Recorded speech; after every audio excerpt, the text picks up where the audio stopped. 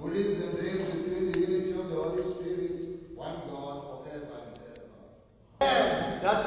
coming to them, and is coming this end also to the entire universe. And the gospel tells us that Jesus is teaching them like this as a response to a remark that was made by some of them when Jesus and the apostles, disciples were sitting near the temple of Jerusalem watching its huge stones, the stones that were so huge and also beautiful, the stones with which this temple was built. A temple that was built, of course, hundreds of years, almost 1,000 years indeed, before Jesus and the disciples, built by the King Solomon, the great Solomon, son of David. And so they are admiring these stones, and then Jesus is responding to this, their remark. Also in the second place, they are questioning. They have a question for Jesus, a question that is linked, of course, to Jesus' response. Because Jesus had said in answering them, or in responding to their remark about the temple, Jesus had said, you see, all this one day will just come to an end. It will all be gone. It will collapse. The temple indeed was destroyed. And so then they ask him, Lord, when will that be? Tell us. When will that be? That it will come to an end? And then Jesus starts his discourse on the end that is coming. And remember, Mark's gospel is addressing Christians that are only a small portion of the whole Roman Empire, even the whole Roman city at that time. So he's writing for these Christians who are not only small, and so then, in a way, are threatened in the midst of these pagans, because that time the Romans were pagan with having their own gods, but also they were persecuting. Christianity was being persecuted now, and the Christians were going underground, the catacombs that are still there.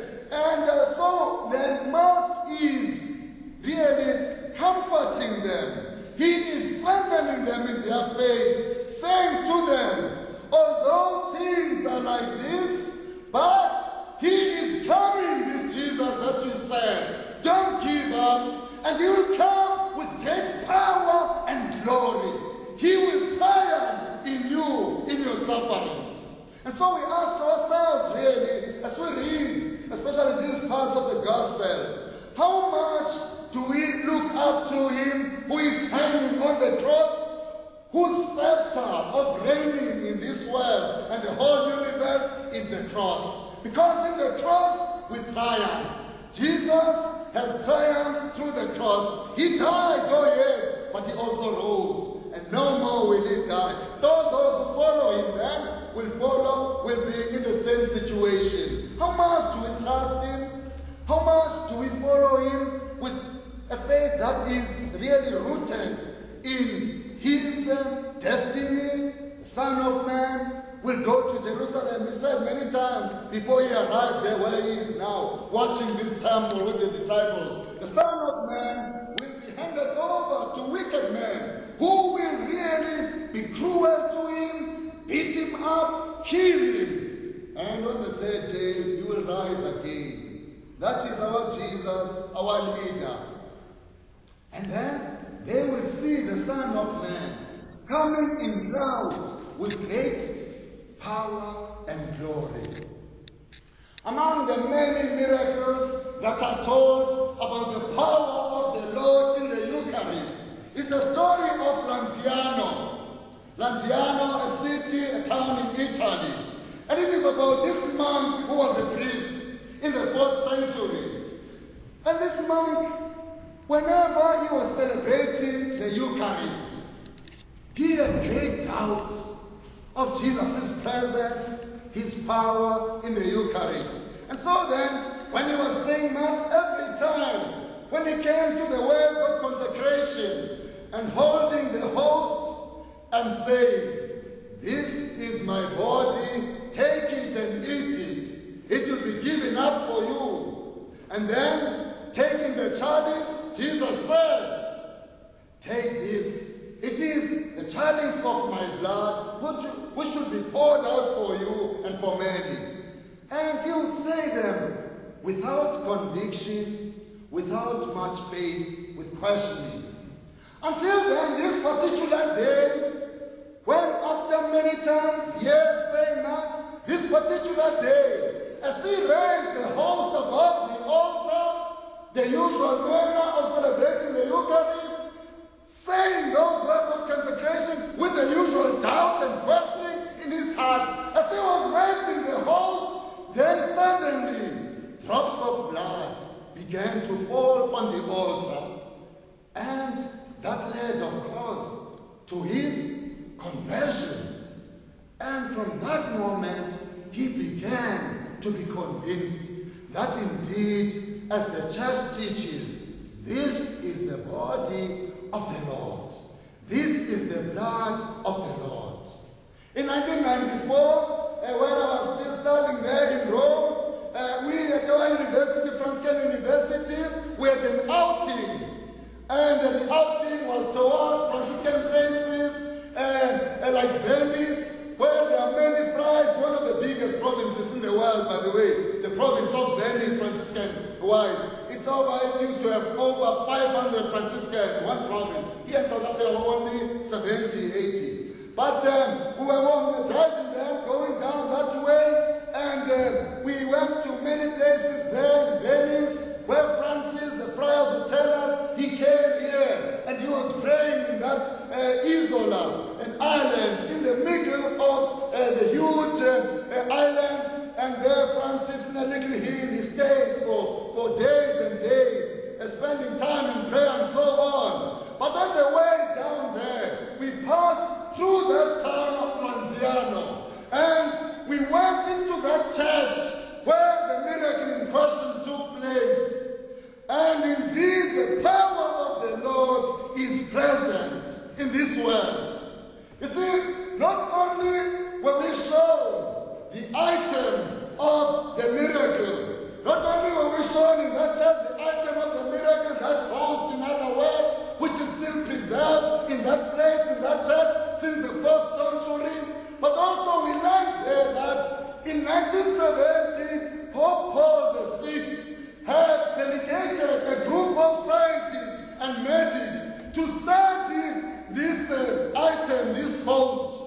And you know, the results of their study is that they established that scientifically, indeed, this host, this piece of flesh from the 4th century, does contain elements of a human flesh. It has human cells in it and blood. And in that way then, the faith of the Catholic Church was only confirmed. This is the body of the Lord. This is the blood of the Lord. Here Jesus is present. Here Jesus' power and glory is shown and proved.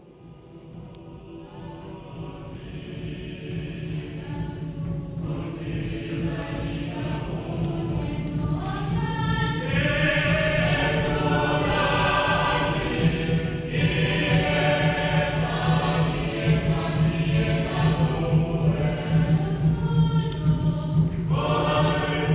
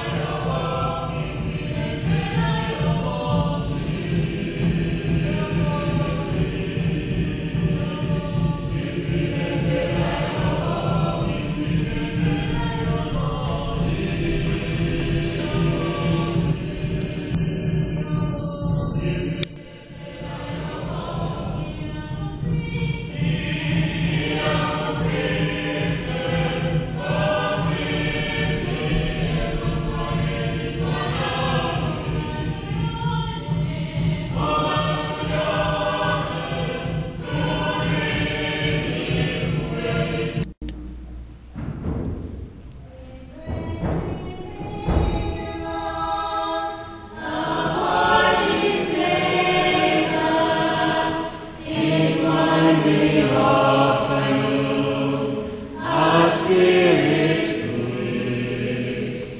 We do not ask the Lord, who is my neighbor, but stand united now, one in belief.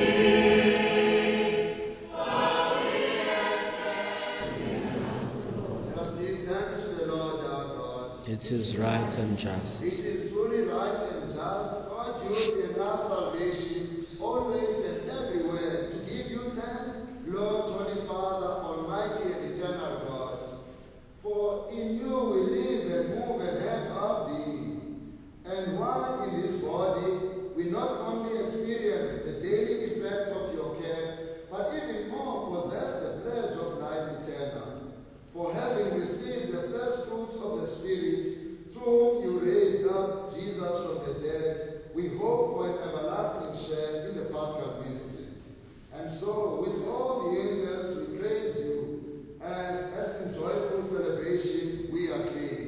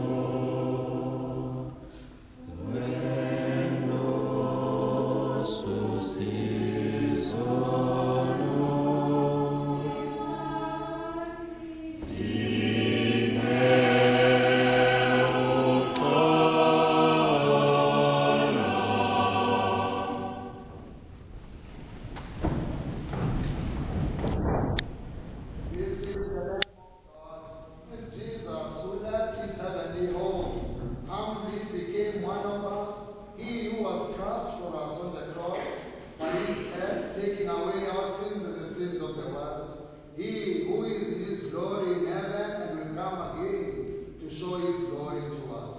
Happy are we and all those who are called to his supper.